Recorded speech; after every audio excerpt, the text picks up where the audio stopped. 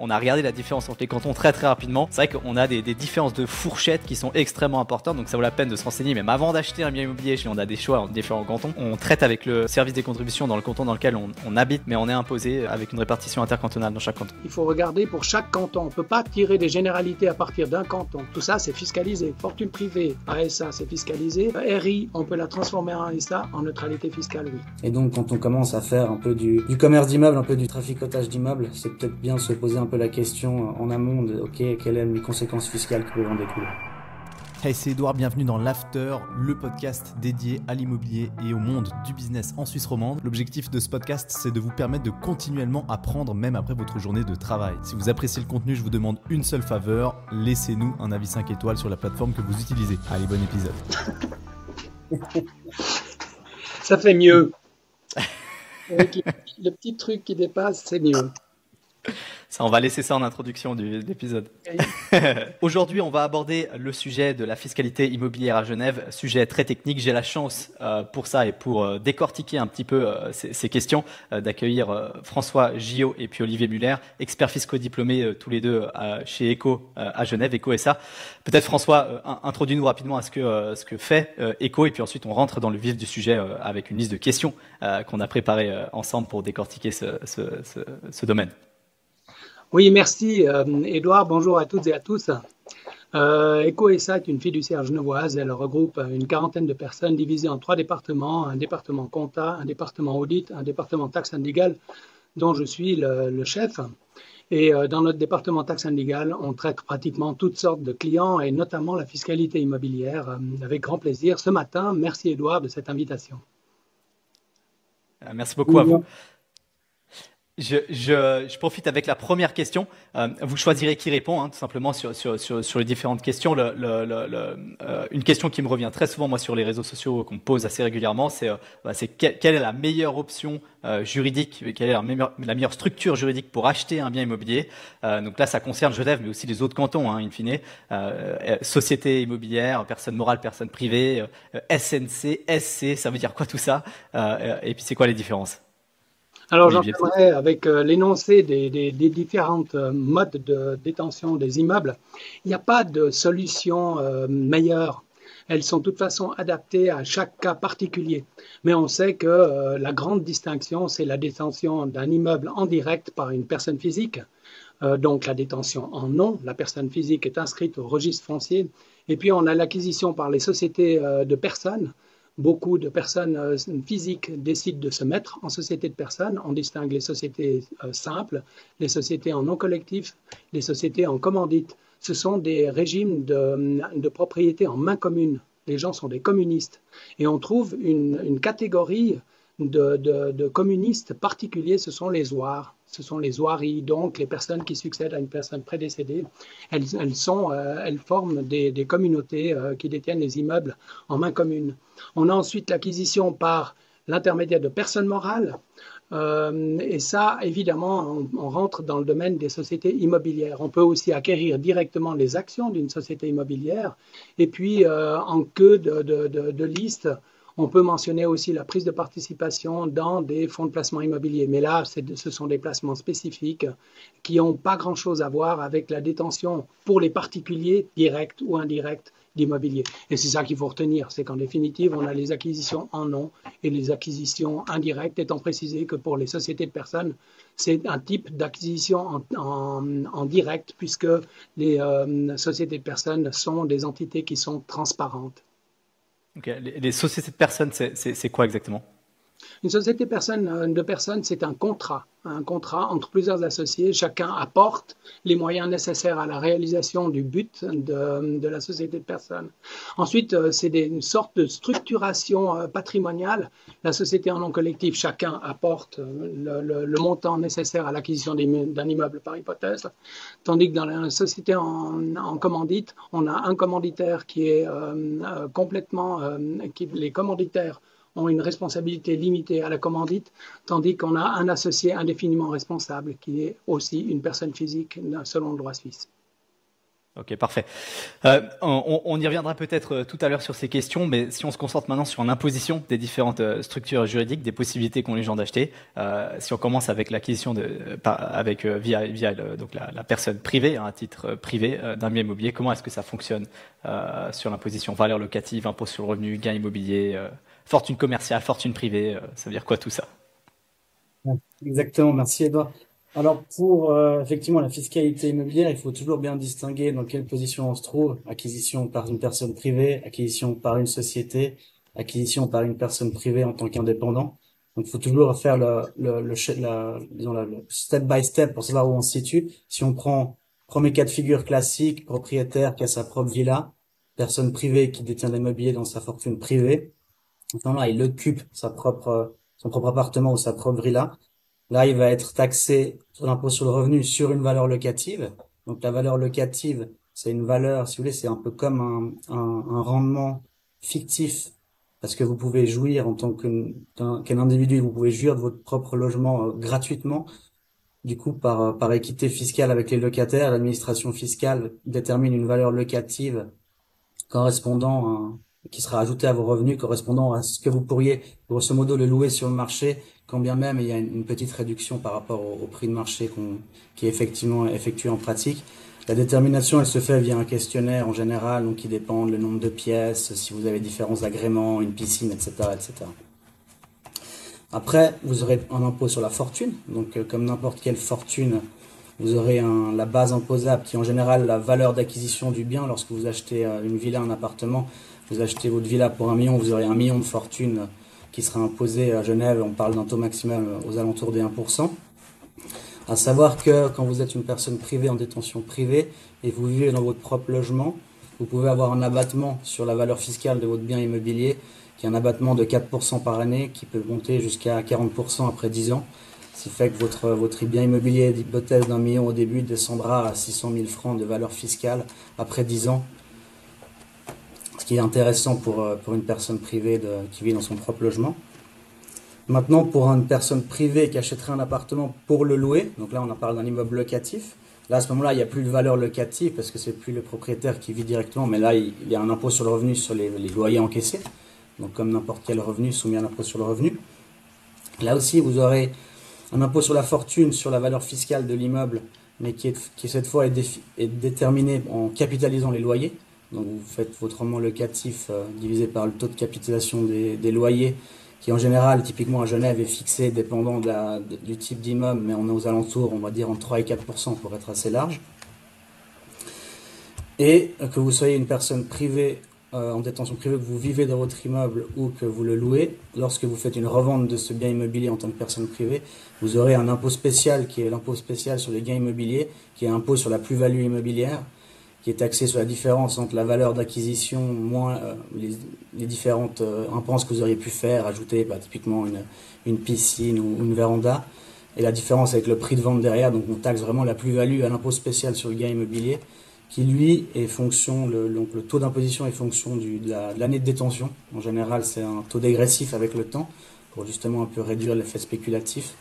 Donc à Genève, typiquement, pour une année de détention en dessous de 2 ans, vous serez taxé à 50% sur le gain immobilier, tandis qu'après 25 ans, vous descendez carrément à 0%, une spécificité à Genève. À noter que ce taux va être théoriquement augmenté à 2%. Il y a une loi qui a été votée récemment à Genève là-dessus, mais qui n'est toujours pas rentrée en vigueur. Et dernier point aussi pour personnes privées en détention d'immeubles, vous avez un impôt foncier, dans ce qu'on appelle l'impôt immobilier complémentaire, qui est une taxe, un impôt qui est prélevé chaque année sur la valeur fiscale de votre bien, qui à Genève est à 0,1%, qui est prélevé chaque année, mais qui va aussi être normalement abaissé à 0,02 si la loi qui a été votée rentre en vigueur. Ouais, je voulais rebondir justement sur cette. J'imagine que c'est là où tu veux en venir, mais sur la fortune commerciale. C'est ça, hein, c'est quoi cette fameuse fortune commerciale? C'est quoi la différence entre la fortune privée et la fortune commerciale, et dans quel cas est-ce que ça s'applique? Pour revenir sur l'impôt sur le gain immobilier, on en parlait rapidement avec François hier au téléphone hier soir, mais on a regardé la différence entre les cantons très très rapidement. C'est vrai qu'on a des différences de fourchettes qui sont extrêmement importantes, donc ça vaut la peine de se renseigner même avant d'acheter un bien immobilier, je pense, si on a des choix en différents cantons en fonction des objectifs qu'on a, parce que typiquement à Fribourg, on a checké ça hier très rapidement, après 15 ans de durée de propriété, on est à 10% d'imposition, mais par contre après 1 an, ou directement en vendant très rapidement, on est à 22% d'imposition. Donc la fourchette est beaucoup plus étroite. Mais par contre, en restant propriétaire très longtemps, on n'a pas les avantages fiscaux que peuvent offrir les cantons de Genève ou du Valais aussi. C'est juste, mais les cantons comme le canton de Genève ont des taux qui sont très élevés pour le court terme, la détention d'un immeuble à très court terme. Pourquoi? Parce qu'on lutte contre la spéculation et à Genève, elle est très très forte. Et ce taux de 50% est censé dissuader les spéculateurs. C'est ça l'idée. Hein. Résultat, lorsqu'on est à Fribourg, non, on n'a pas les mêmes données. Et c'est vrai, il faut regarder de canton en canton. Lorsqu'on dit après une durée de détention de 25 ans à Genève, on a 0% à l'heure actuelle, mais on sera à 2% bientôt, comme disait Olivier. En Valais, c'est 3%, à ma connaissance, 7% sur le canton de Vaud, et puis je crois que c'est 12% sur le canton de Fribourg, me disais-tu hier. Mais c'est vrai, il faut regarder pour chaque canton. On ne peut pas tirer des généralités à partir d'un canton. Et là, on est en train de parler, on a axé notre entretien sur la fiscalité genevoise. On précisera de temps en temps pour les cantons, bien évidemment. Mais là, on parle plutôt de la fiscalité genevoise. Absolument. Olivier, on rebondit peut-être sur cette notion de fortune commerciale. La différence entre fortune privée et fortune commerciale. Fortune privée, c'est vraiment tout votre bien que vous avez en détention privée, pas dans le but d'exercer une activité commerciale. Et puis le cas d'une fortune commerciale, exemple typique, prenons l'exemple par exemple d'un garagiste qui aura son immeuble où il a son garage qui est dedans, ou même peut-être sa maison qui est accoudée au garage. Là, on pourra avoir des questions qu'on peut discuter après, mais l'exemple classique, c'est un indépendant qui est en fortune commerciale, donc réseau individuel par exemple, et qui aurait un immeuble d'exploitation qui est lié à l'activité de sa fortune, de son activité commerciale. Et donc à ce moment-là, le bien serait dans la fortune commerciale comme une activité commerciale. Donc, juste pour refaire un crochet par rapport à ce que je disais sur la fortune privée, je vous parlais de ce gain impôt spécial immobilier qui est prélevé au niveau cantonal seulement, c'est par canton. Vous n'avez pas d'imposition fédérale. Par contre, quand vous rentrez dans le système de fortune commerciale, là, vous avez vous serez plus taxé à un impôt spécial, donc à Genève, sur le gain immobilier, mais vous serez taxé à l'impôt sur le revenu comme n'importe quel revenu, comme un salarié, par exemple, qui est imposé à l'impôt sur le revenu.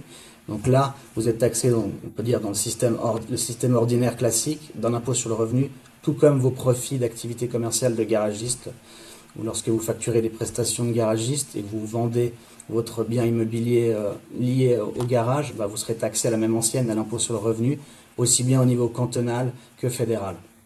Et à ce moment-là, du coup, il n'y a plus de dégressivité du taux, c'est un taux qui prend en compte la progressivité du revenu, du coup, mais qui est plus lié à l'année de détention, parce qu'on sort du système spécial de l'impôt spécial sur les gains immobiliers. On a pris l'option de simplifier au maximum nos explications. C'est un petit peu plus compliqué. Lorsqu'on est indépendant et puis qu'on réalise un immeuble, on est d'abord soumis à l'impôt sur les gains immobiliers, mais c'est un impôt de sûreté. Il est ensuite imputé sur l'impôt sur le revenu, et à la fin, il reste seulement l'impôt sur le revenu.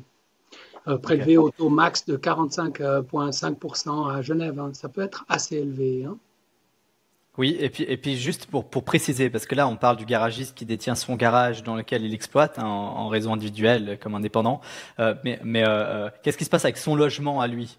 Est-ce que ça rentre aussi dans le cadre de cette fortune commerciale ou pas? C'est la surface utilisée aux fins de logement comparée à la surface pour le garage. Depuis quelques années, on a simplifié le système parce qu'on parlait de prépondérance avant, prépondérance commerciale, prépondérance privée, tandis que maintenant, on se base sur les mètres carrés. S'il y a plus de mètres carrés pour le garage, c'est un outil commercial, y compris la maison qui est accoudée au garage. On se base sur les mètres carrés, sur les surfaces utilisées et affectées à des fins commerciales. Ce qui veut dire que la maison du garagiste, la plupart du temps, elle va passer comme fortune commerciale. Ok, magnifique. Est-ce qu'il n'y a pas des déductions qui sont faisables d'un point de vue immobilier, peut-être pour la fortune commerciale, quand on détient ces immeubles de cette manière-là, qui est différente? Là, je parle vraiment de la possession chaque année de l'immeuble, pas de la réalisation, enfin pas de l'aliénation, qui sont différentes du résidentiel. Tout à fait. Alors, aussi bien dans les deux, il y a le classique des frais d'entretien qui sont déductibles aussi bien dans les deux, mais dans la spécificité de la fortune commerciale, vu que vous êtes soumis au principe du bilan, ce qu'on appelle le principe de la valeur comptable, parce que votre bien il est de votre comptabilité, vous pourrez typiquement faire un amortissement annuellement, comme n'importe quel actif immobilisé. Vous pourrez amortir votre immeuble d'année en année, ce qui viendrait réduire la valeur de l'immeuble dans les comptes et aussi créer une charge déductible d'impôt, une charge d'amortissement. Exactement. Les pertes sont déductibles Contrairement à ce qui se passe dans la fortune privée. Dans la fortune privée, toutes les pertes ne sont pas déductibles, donc vous supportez vos dépenses, il n'y a pas de déduction de pertes. En revanche, dans la fortune commerciale, on peut déduire les pertes. Et puis, il y a un élément très important à mentionner. On peut détenir un immeuble dans sa fortune privée pendant des années, puis penser que le jour où on l'aliène, on réalisera un gain immobilier qui sera soumis à l'impôt sur les gains immobiliers avec ces taux dégressifs suivant la durée de détention des immeubles. Et puis en réalité, suivant ce qu'on a fait avec l'immeuble, on peut qualifier comme professionnel de l'immobilier.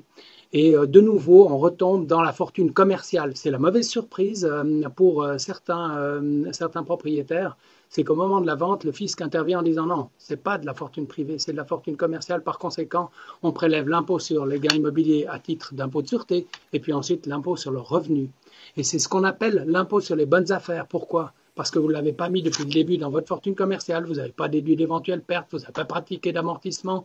C'est d'autres règles d'évaluation des immeubles.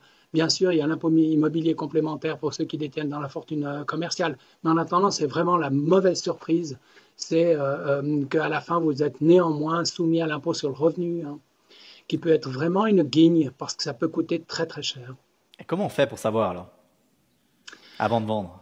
On peut s'adresser au fisc, mais il ne se prononce pas à Genève. La plupart du temps, il refuse de dire si c'est dans la fortune commerciale ou la fortune privée. Ça fait l'objet d'un examen au moment de la vente. Par rapport, Olivier, à ce que tu disais sur la fortune commerciale tout à l'heure, donc on peut effectuer des amortissements comptables, si j'ai bien compris. Mais donc, est-ce que ça crée pas aussi des réserves latentes qui sont problématiques le jour de la vente? Tout à fait, oui. Comme n'importe quel actif, vous allez amortir votre immeuble au fil des années. Vous allez baisser sa valeur comptable. Et le jour où vous allez le revendre, vous allez avoir un rattrapage d'amortissement plus une plus-value qui va être taxée à l'impôt sur le revenu pour un indépendant. Au même titre que vous avez pu bénéficier d'un amortissement précédemment. Ok, parfait, magnifique. Je rebondis cette fois sur les personnes morales. Comment ça se passe avec une SA, une SRL? Et est-ce qu'il y a une différence entre les deux? Alors, personne morale, là, typiquement, on rentre dans la fortune commerciale. On a un immeuble qui est détenu par une société, allez, exemple classique, société anonyme, société de capitaux, société anonyme. Là aussi, l'immeuble est soumis au principe de la valeur comptable. Donc, même systématique en indépendant, vous avez principe de la valeur comptable, vous pouvez avoir des amortissements déductibles qui va venir baisser la valeur de votre immeuble. Après, l'éventuel rendement locatif ou l'éventuelle plus-value, là, sera plus taxé à l'impôt sur le revenu comme un indépendant, mais à l'impôt sur le bénéfice, donc taxé de façon séparée au niveau de la société. Impôt sur le bénéfice qui est environ à 14% à Genève. Et vous avez aussi un impôt immobilier complémentaire qui est différent, qui est à 0,2% à Genève. Donc il est aussi dû, mais le taux n'est pas le même pour un immeuble d'exploitation à Genève classique. Mais si vous voulez, c'est le même principe qu'une fortune commerciale dans la mesure où vous êtes aussi taxé comme un bénéfice ordinaire, vous n'êtes pas taxé à l'impôt sur le bénéfice sur les gains immobiliers, à l'impôt spécial. Par contre, ouais. Au plan de l'actionnaire. Et après, par contre, quand on arrive sur le moment, c'est que là, vous avez réalisé votre immeuble, vous l'avez vendu au niveau de votre société. Si maintenant vous voulez vous distribuer la plus-value sous forme de dividende au niveau de l'actionnaire, à ce moment-là, vous allez payer un impôt sur le revenu sur le dividende reçu avec un abattement. Donc, en général, tous les cantons le prévoient au niveau fédéral aussi. Donc, à Genève, vous avez un abattement de 30% sur le montant du dividende qui ressort, pour éviter justement une double imposition et la limiter, parce que vous avez une imposition dans votre société, ensuite vous avez de nouveau une imposition au niveau de vous à titre privé. Du coup, il y a un système quand même d'abattement pour réduire l'impact fiscal là-dessus. Et après, l'actionnaire en lui-même est aussi taxé à l'impôt sur la fortune, mais dans ce cas sur la valeur de ses actions de sa société immobilière. Et là, comment est déterminée la valeur de ces actions? Alors, généralement, c'est la base de l'actif net, donc actif moins dette, donc de votre société, donc votre bien immobilier moins l'éventuelle dette hypothécaire. Ça vous donne finalement les fonds propres, auxquels on rajoute là les réserves latentes, qui sont la différence entre la valeur comptable de votre immeuble et la valeur vénale. Si vous avez amorti complètement votre immeuble, vous avez quand même payé un impôt sur la fortune de vos actions, parce que vous avez effectivement la valeur vénale qui va être prise en compte dans votre évaluation. Exact. Et puis alors, il reste à mentionner le cas de vente des actions de la société immobilière. À Genève, la vente des actions d'une société immobilière est assimilée à la vente de l'immeuble lui-même. Et on retombe dans les mêmes calculs que si on détenait l'immeuble en direct.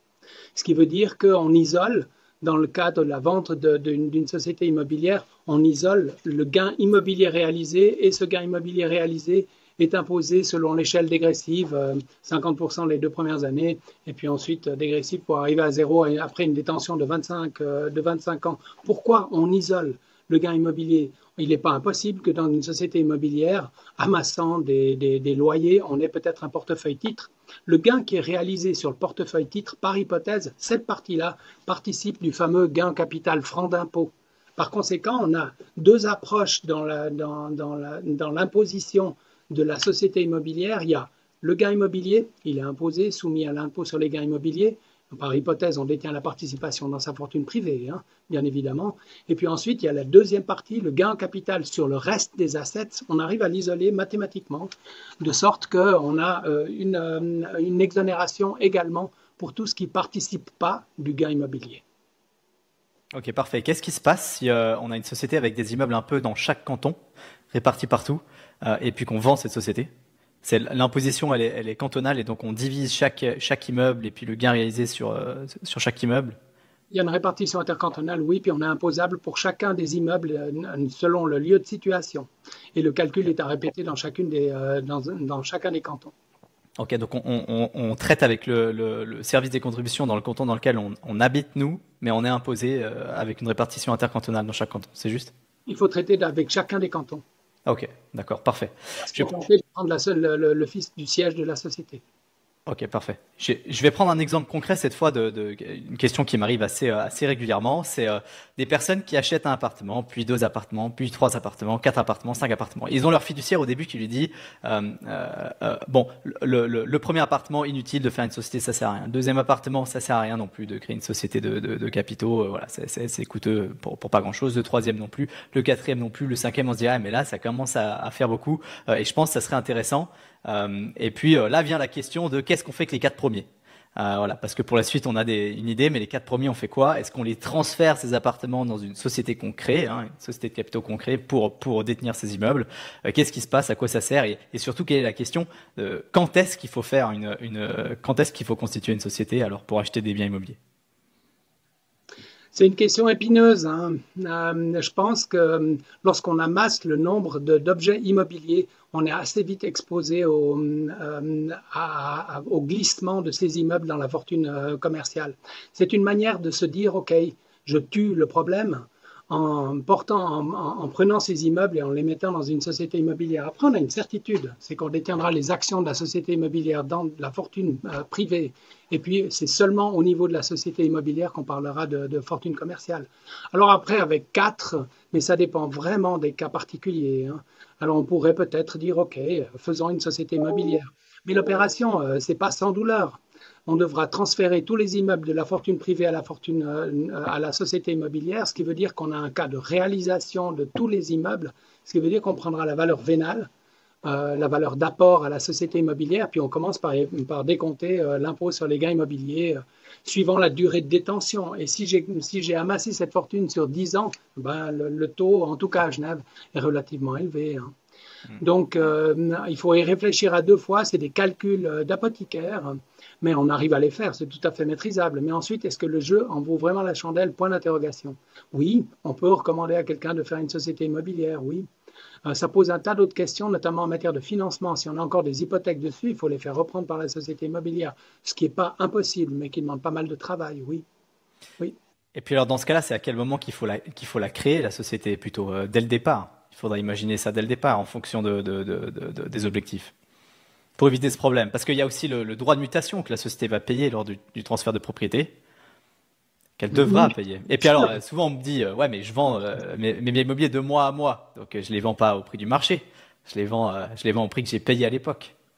Ça ne fonctionne pas comme ça. C'est pas égal. Non, ça ne fonctionne pas comme ça. Pourquoi? Parce qu'il y a l'impôt sur les gains immobiliers au départ, au moment de la constitution de la société immobilière. Et bien évidemment, il y a toutes sortes de coûts qui sont liés à ça.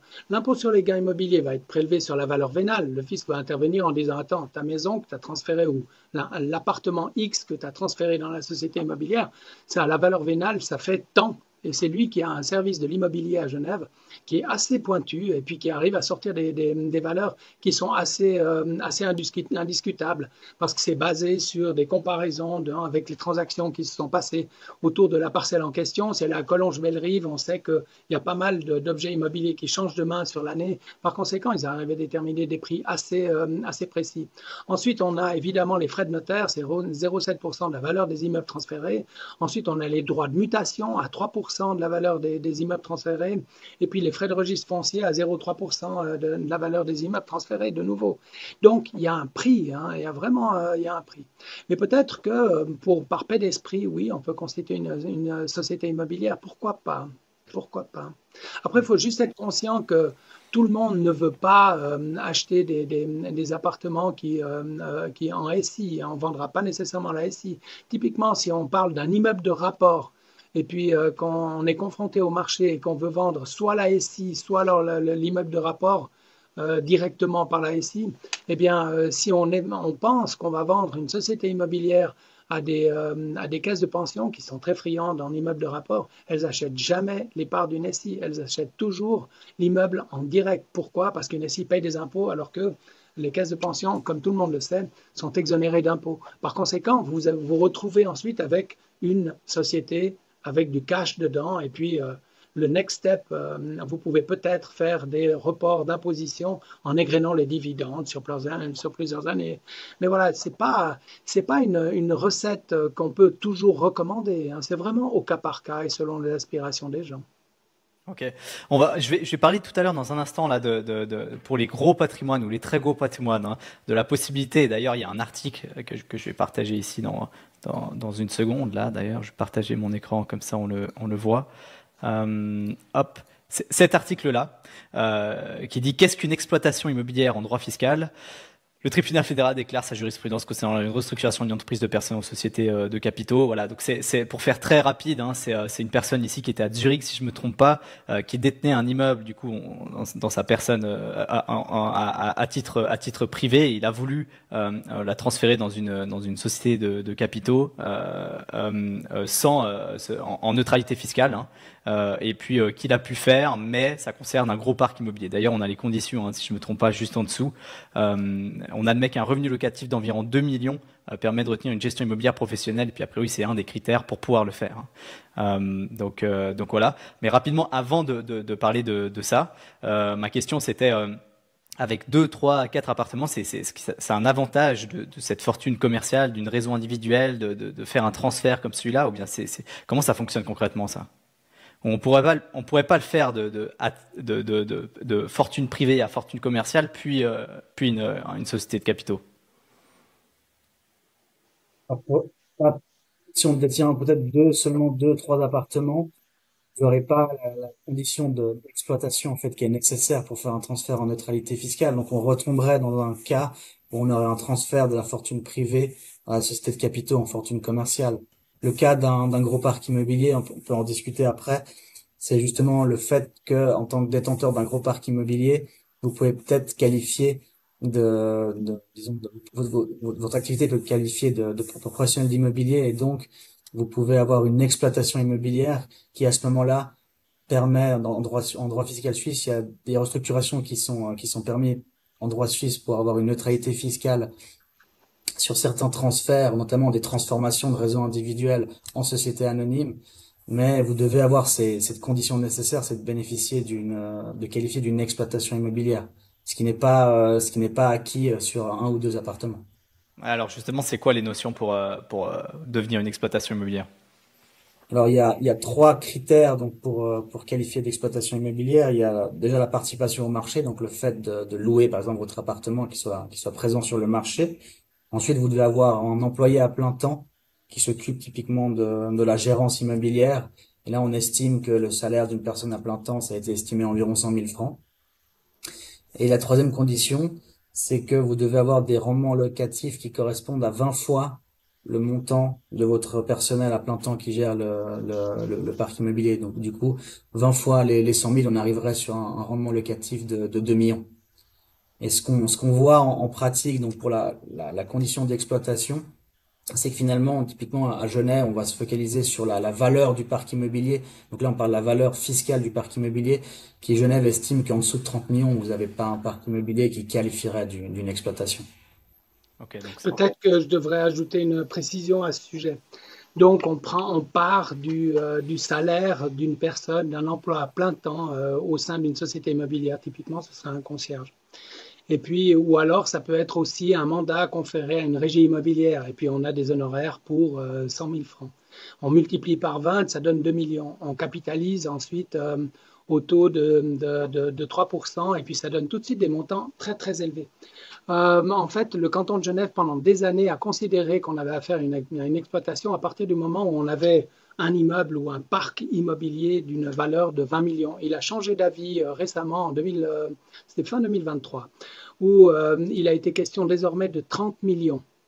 Le chiffre de 20 millions, c'est une légende qui est née au moment où on a introduit cette notion d'exploitation avec ces conditions-là. Et quelqu'un du côté de Saint-Gall, si ma mémoire est bonne, avait parlé d'un salaire de 100 000 francs fois 20, ça donnait 2 millions, divisé par, c'est-à-dire capitalisé au taux de 10%, ça donnait 20 millions. Et c'est là qu'est apparue cette notion de 20 millions. Mais ça n'a rien à voir avec la réalité. Pourquoi? Parce qu'on capitalise jamais les loyers à 10%. Ça donne des valeurs beaucoup trop basses. C'est forcément quelque chose qui, à l'heure actuelle, se situe entre, avec les caisses de pension, on peut parler parfois d'un taux de capitalisation de 2,9 parce qu'elles ne supportent pas d'impôts, ou alors 3,25, on entend 3,2, 3,4, mais jamais 10. Alors il est un peu tombé de la lune, ce chiffre de 20 millions. Et puis, dans d'autres cantons, il n'y a pas cette faveur, entre guillemets. C'est la raison pour laquelle le canton de Genève a revu fin 2023 pour dire 30 millions. Mais voilà, c'est rien que pour... c'est ça, cette notion, ce chiffre a une certaine origine qui ne s'explique pas vraiment. Mais voilà, toujours est-il que dans le canton de Genève, à partir du moment où on détient un hôtel qui vaut 30 millions, par exemple, on peut parfaitement passer d'une raison individuelle, c'est-à-dire un individu qui est un professionnel de l'immobilier qui détient dans sa fortune commerciale, donc un immeuble, un type hôtel, et puis le transférer dans une SA en neutralité fiscale. On a un délai de blocage de 5 ans, hein, par contre. On ne peut pas vendre dans les 5 ans. À défaut de quoi, si je vends dans les 5 ans, on repart en arrière et puis il n'y a pas de neutralité fiscale. On fait des rappels d'impôts et on prélève de nouveau l'impôt selon l'impôt sur le revenu. Hein. C'est assez... disons, il faut faire attention. Hein. Et puis, passer le délai de blocage de 5 ans, en revanche, comme les actions, lorsqu'on a fait cette transformation, sont dans la fortune privée de la personne en question, eh bien, elles vont être de nouveau soumises à l'impôt sur les gains immobiliers avec l'échelle dégressive selon la durée de détention des immeubles. Voilà, c'est ça qu'il faut retenir concernant ces restructurations de manière de neutralité fiscale, c'est que seuls les individus qui détiennent les immeubles dans la fortune commerciale peuvent transformer et puis passer de raison individuelle en SA. Hein. Pas un individu avec des immeubles dans la fortune privée. Là, c'est le cas qu'on évoquait avant, c'est-à-dire qu'on commence par réaliser les immeubles avec l'impôt sur les gains immobiliers, ils se retrouvent ensuite dans la société anonyme. Tout ça, c'est fiscalisé. Fortune privée, ASA, c'est fiscalisé. RI, on peut la transformer en SA, en neutralité fiscale, oui. Ok, parfait. Et la durée, juste sur l'impôt sur le gain immobilier, du coup, pour la personne privée qui détient les actions de cette nouvelle société-là, démarre à partir de ce transfert entre la fortune commerciale. Ok. Donc la détention avant des immeubles n'est pas prise en considération. Non. Ok. On commence un nouveau système, ouais. Et puis c'est là qu'on a de nouveau une détention en privé. D'accord, les actions sont dans la fortune privée de l'actionnaire, elles ne sont pas dans sa fortune commerciale. Ok, magnifique, parfait. Deuxième exemple, complètement différent. Cette fois, j'achète une maison avec un grand terrain. La maison, et je décide de découper le terrain, morceler le terrain. Je rénove la première maison et puis je fais une deuxième maison sur l'autre terrain. Comment est-ce que je suis imposé si je vends une des deux maisons? Mais du coup, j'ai acheté l'enveloppe globale. J'ai mis en valeur et puis ensuite après j'ai vendu une des parts, mais au final j'ai pas réalisé de gain vraiment puisque le prix d'achat de base il était élevé parce qu'il englobait les deux. Vous voyez ce que je veux dire? Oui, j'appelle ça le loup blanc. C'est la fameuse histoire. J'ai financé la construction de ma propre maison en divisant la parcelle en deux. Et puis, le gain immobilier que j'ai réalisé, financer ma propre maison, c'est une opération où j'ai pas déboursé des mille et des cents. C'est une légende, à mon avis, en tout cas à Genève. Je vous explique pourquoi. À Genève, si on achète par hypothèse 1500 mètres carrés, ça coûte à peu près 1000 francs le mètre carré. Et puis ensuite, alors je divise ma parcelle en deux éléments. Sur l'un, je vais faire ma résidence principale. Sur l'autre, une autre résidence qui sera probablement vendue sur plan. On aura des acquéreurs qui diront, moi je veux une piscine là, je veux une configuration telle et telle. D'accord? Et puis ensuite, je vends, eh bien, cette deuxième partie-là, on va la vendre, si on le fait directement après la vente, c'est le cas que tu évoques, Édouard, eh bien, ça signifie que je suis un spéculateur. Ça veut dire que le gain immobilier que je vais réaliser, qui sera la différence entre le prix de vente de cette demi-parcelle avec la maison vendue sur plan, et puis le prix d'acquisition de la parcelle, plus les frais d'aménagement de la maison, eh bien, ça va être soumis à un impôt sur les gains immobiliers à 50%. Ce qui veut dire que le gain immobilier, il va se réduire à pas grand-chose. Ouais, c'est clair. Donc, après, peut-être qu'on peut parler de ce cas qui est moins une légende, peut-être dans d'autres cantons où on ne prélève pas 50%. Mais à Genève, c'est très difficile de réaliser ce genre d'opération. Il faut peut-être dans des cas particuliers, mais il faut vraiment que ce soit des cas particuliers. À mon sens, on le fera plus facilement peut-être dans le canton de Fribourg, puisque dans les premières années de détention, on a un impôt qui est relativement simple, au quart du gain immobilier. Bon, mais là, on est quand même fortement exposé à être considéré comme professionnel de l'immobilier. Tu me dis si je me trompe, mais si on a fait une opération telle que celle-là, ça veut dire acheter une parcelle, on la morcelle, on développe un projet, c'est quand même très, très professionnalisé comme opération. Et dans ce cas-là, pourquoi est-ce que en tant que promoteur, alors si je le fais via une société cette fois, une SA avec laquelle j'achète pour faire l'opération complète, là, ça vaudrait la peine. Ma question, c'était aussi comment est-ce qu'on détermine ce prix d'achat, le fameux prix d'achat dont tu as parlé il y a 2 secondes sur la partie qui a été vendue. Parce que quand si on achète 1,5 million la globalité, comment est-ce qu'on détermine le prix d'achat de la partie de l'immeuble? On prend ces fameux 1000 francs le mètre carré, puis on dit bon bah il y a X mètres carrés sur la parcelle, c'est X divisé par 2 si on coupe au milieu. Pratiquement, oui. Okay. Si tu achètes une parcelle de 1500 mètres carrés et que c'était 1000 francs le mètre carré, il n'y a pas de raison de dire que l'une des parcelles, une fois que tu les as divisées en deux, et le mètre carré serait supérieur ou inférieur au prix que tu as acheté pour le global. Ouais. Donc, et puis ensuite, on a plein de références. Ce sont toutes les factures des corps de métier, les factures d'architectes, tout ce qui est lié à la construction des maisons. Et on arrive à distinguer clairement les deux immeubles. Par conséquent, on n'a pas de difficulté à déterminer le prix qui sert donc de prix d'investissement par rapport au prix de vente. C'est très facile à déterminer. Aussi, une autre particularité, on en avait parlé, Édouard, si j'acquiers une parcelle nue en 2004 et je la détiens pendant 15 ans. Et j'arrive donc en 2019 et en 2019, je construis ma maison dessus. Le gain immobilier, il ne sera pas calculé en disant, OK, on a 20 ans de durée de détention de l'immeuble en 2024, par conséquent, on applique le taux sur 20 ans. Non, on va calculer le gain immobilier, l'impôt sur les gains immobiliers sur la détention de la parcelle, OK, mais ensuite, il y a la maison. Et on distingue le prix lié à la parcelle et le prix lié à la maison, bien évidemment. Et on l'impose à des taux différents. Après 20 ans, je ne suis pas à 0, mais j'en suis pas loin. Je suis encore à 5% à Genève. Et puis ensuite, pour la maison, en revanche, j'ai seulement 5 ans de détention. Et là, l'impôt est modulé. Hein. Bien évidemment, sinon ce serait la porte ouverte. Je construis la dernière année avant les 25 ans parce que je sais que je vais faire un gain en capital, un gain immobilier considérable. Eh bien, ce serait tout simplement inimaginable. Hein. Donc, non, le fisc, c'est très bien calculé. Autre question maintenant, on change de sujet. Là, je voulais m'intéresser à la succession. Succession plus précisément sur le canton de Genève. C'est une question que j'ai aussi régulièrement sur comment est-ce qu'il faut prévoir une succession. Si par exemple je détiens 3 immeubles, hein, j'en sais rien, à Genève, j'ai 3 enfants. Non, ça c'est trop facile. Je détiens 3 immeubles et j'ai de valeurs différentes et j'ai 2 enfants. Qu'est-ce que je dois faire en fait? C'est quoi le mieux? Comment est-ce qu'on prépare une succession déjà et quelle est l'imposition sur les successions à Genève? Bon, tu situes le problème de manière assez ennuyeuse parce que les immeubles, il y en a trois pour trois enfants, puis ça a des valeurs différentes.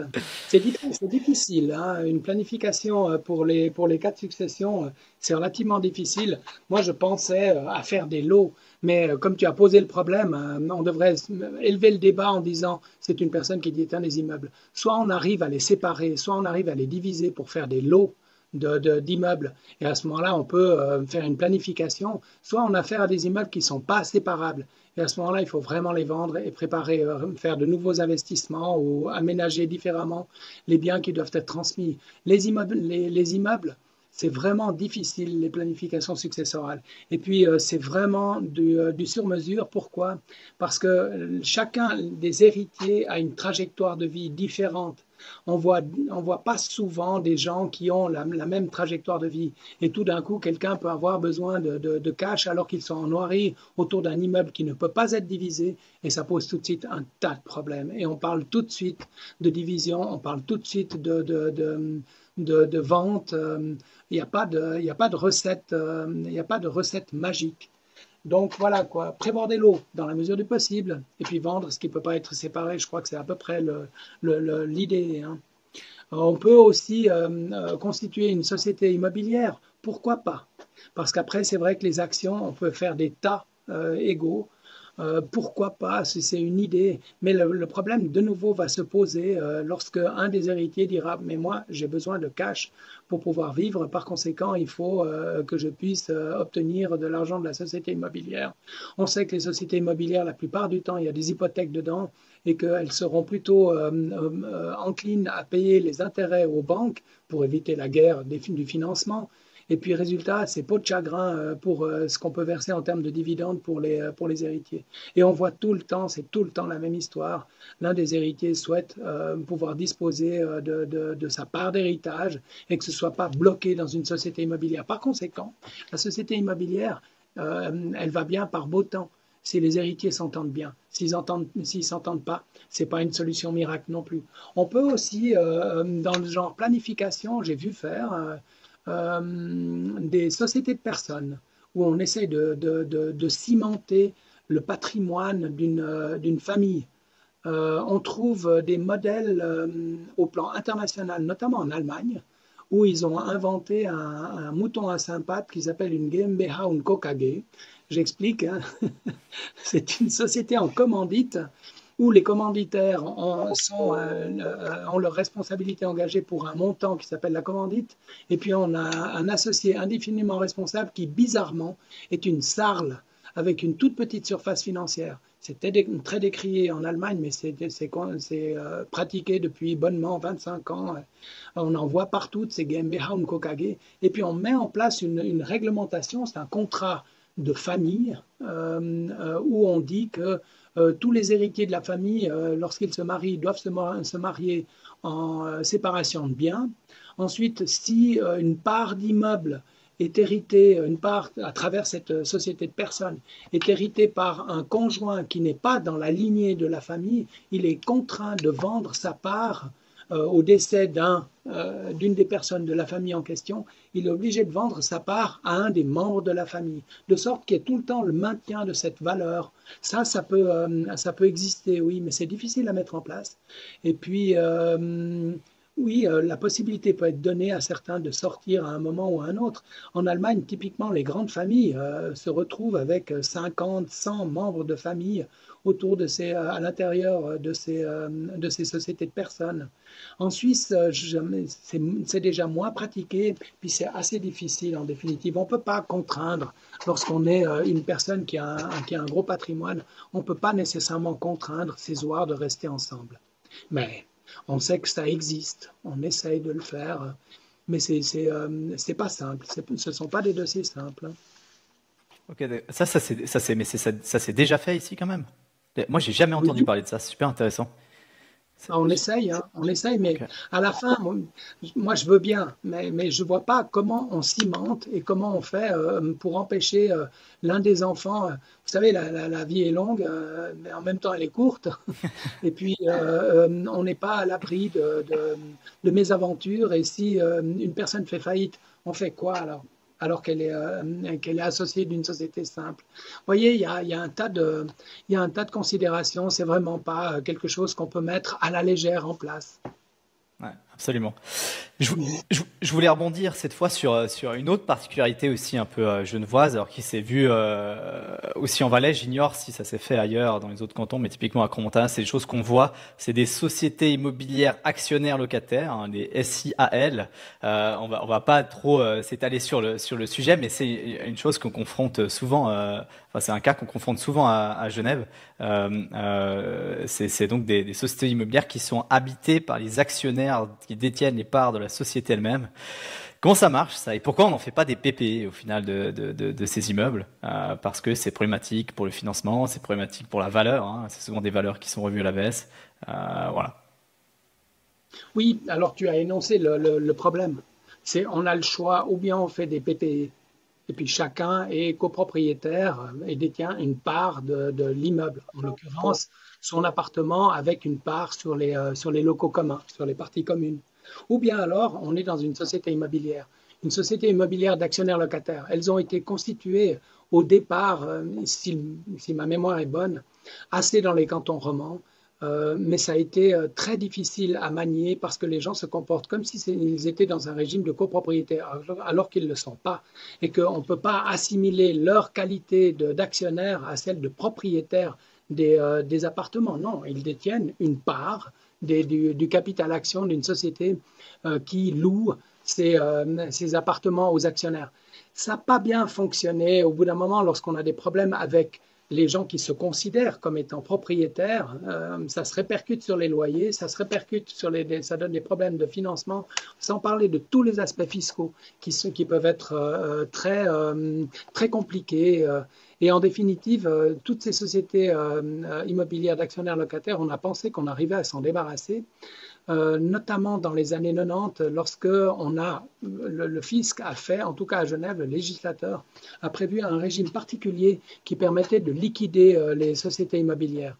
Donc, ces conditions favorables permettaient de liquider, à défaut de quoi on ne liquide pas, quoi. On ne peut pas liquider, parce que ça coûte beaucoup trop cher. Alors, il reste quelques-unes de ces sociétés immobilières d'actionnaires locataires.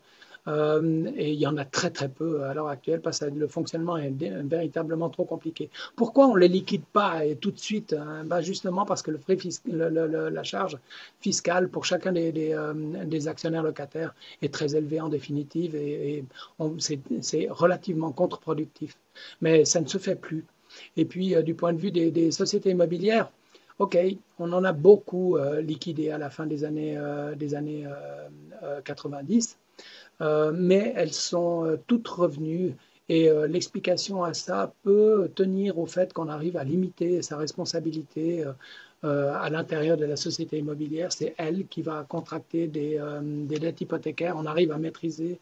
On se souvient des soubresauts du marché de l'immobilier. On craint toujours d'ailleurs le retour, peut-être un jour, des fameux arrêtés fédéraux urgents de la fin des années 80, où le Conseil fédéral avait essayé de bloquer toutes les transactions immobilières afin d'éviter la panique de tous les propriétaires qui avaient vu les taux d'intérêt sur les hypothèques passer de 3%, ce qui était à peu près normal à l'époque, à quelque chose qui était à 7%, et beaucoup de gens ont vendu à perte les immeubles, et pour que le marché ne s'effondre pas, le Conseil fédéral avait dit OK, on bloque toutes les ventes et s'en sont suivis alors des faillites, mais en cascade, ça a été absolument terrible. Donc, les sociétés immobilières, on sait que l'immobilier, oui, a une certaine stabilité, mais on n'est pas à l'abri d'une surchauffe, on n'est pas à l'abri de mouvements des taux hypothécaires qui pourraient ressembler à ce qui s'est passé à la fin des années 80.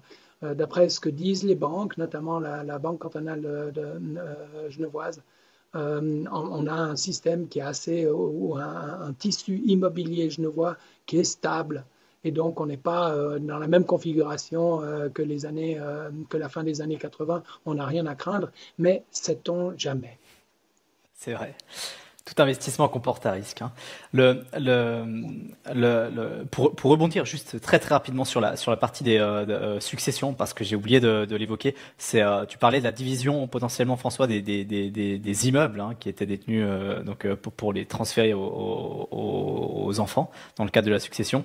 Une des solutions, c'est peut-être constituer une PPE. Des fois, c'est possible, mais je sais qu'à Genève, depuis l'introduction de la LDTR, a priori, c'est plus compliqué maintenant de créer une PPE, constituer une PP sur un immeuble locatif pur, voire même impossible. Alors, je sais que c'est pas possible d'acheter un immeuble constitué en PP et revendre les lots séparément tout de suite, mais est-ce que c'est possible dans le cadre d'une succession, ça?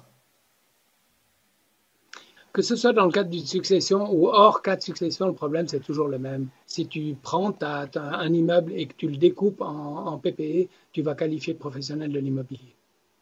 Et résultat, ce sera certainement contre-productif, spécialement si on a détenu l'immeuble pendant 25 ans. Pratiquement, on n'arrive pas à le conseiller. N'importe quel notaire dira non, surtout il ne faut pas faire ça. Hein. Ah ouais, mais dans le cadre d'une succession.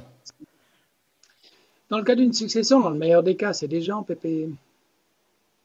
Mais sinon, si on prend un immeuble de rapport puis qu'on le découpe, mieux vaut le vendre d'un bloc, oui. Et là, on est imposable au gain immobilier. Peut-être si on l'a détenu, si on a eu un prédécesseur, c'est-à-dire un papa, une maman richissime qui détenait un immeuble de rapport pendant plus de 25 ans, on bénéficiera déjà de sa durée de possession. Et puis là, on peut le vendre avec un impôt sur les gains immobiliers réduit à 0. Mais sinon, le problème, on l'a en plein. On ne peut pas diviser. On le fait et ça qualifie comme patrimoine professionnel à ma connaissance. Bon, messieurs, merci infiniment pour votre partage aujourd'hui. On a fait un bon tour, je pense, de la fiscalité immobilière, spécialement à Genève. Peut-être une dernière introduction, Olivier, sur ce qu'on a discuté aujourd'hui pour les points essentiels à retenir pour les auditeurs. Je pense que le dernier point intéressant, si on doit faire un peu un résumé à retenir sur tout ce qu'on a discuté, c'est vraiment la qualification de fortune privée ou fortune commerciale. Donc, est-ce qu'on a un immeuble en fortune privée qui, là, à ce moment-là, serait taxé à l'impôt spécial sur les gains immobiliers ou avec une dégressivité au niveau de la durée de possession, ou est-ce qu'on est dans le cadre d'une activité commerciale où à ce moment-là, on aurait vraiment un immeuble qui serait détenu dans la fortune commerciale avec une imposition sur le revenu comme n'importe quel autre bénéfice de la société commerciale. Et on voit qu'il y a des fois des problématiques entre est-ce qu'on appartient à la fortune commerciale, est-ce qu'on appartient à la fortune privée. Et donc, quand on commence à faire un peu du commerce d'immeubles, un peu du traficotage d'immeubles, c'est peut-être bien de se poser un peu la question en amont de, OK, quelles sont les conséquences fiscales qui peuvent en découler. Magnifique. Merci beaucoup. Merci, messieurs. Merci Édouard. Merci de l'invitation. Et puis, bon week-end de EcoSA à Genève.